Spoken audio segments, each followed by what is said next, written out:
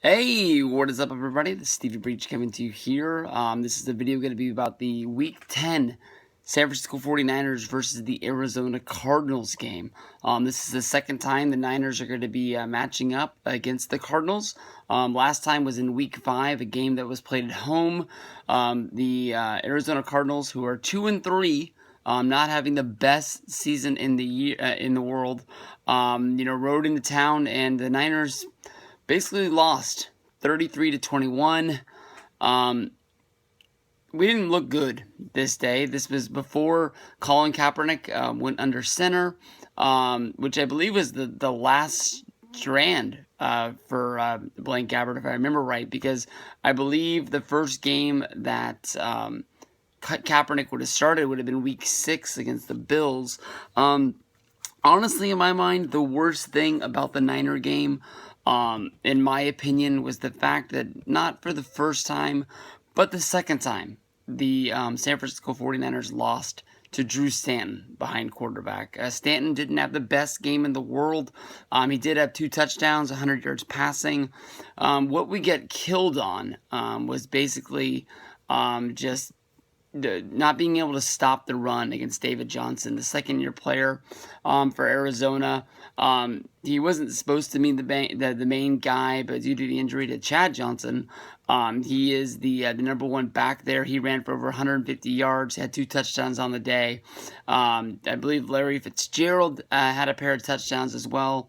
Career days all around. And, Larry Fitzgerald is the guy that is going to get the ball. He's going to make catches. He's a guy that you can try to contain, but you're just not going to stop this guy. Just like it's right out of NBA Jam. I didn't plan it, but as I was saying it, I remember where I got it from.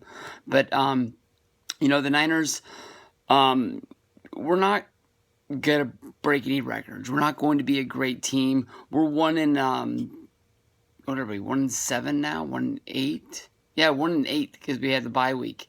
Or no, that'd be 1-7 because, yeah, whatever. But, we're not a great team, and it's just the way it's going to be. Last week, we had a good game from Dwan Harris behind, in the backfield. I want to see Carlos Hyde. Carlos Hyde is the guy who's supposed to be there. Honestly, last year was basically the same thing. Hyde, I can't remember what the injury was, but it was a small injury. And at first it was like, we'll see what's going on. It's day to day. Then he's going to miss a week. Then he missed another week. Then next thing you know, he missed 4 weeks. And they just basically said, we're just going to shut him down because there's no reason for him to come back. And that's not really the running back that I want to see Hyde be. He's supposed to be the main back. We want to see how good this team's going to be. We might not win a lot of games, but let's put our best effort out there and really get going. Arizona's a damn good football team. They're starting to put it together. They're not atop of the West like a lot of people thought they were going to be. I think some people thought that this was going to be the year that they sort of took over and started being able to push around the Seahawks.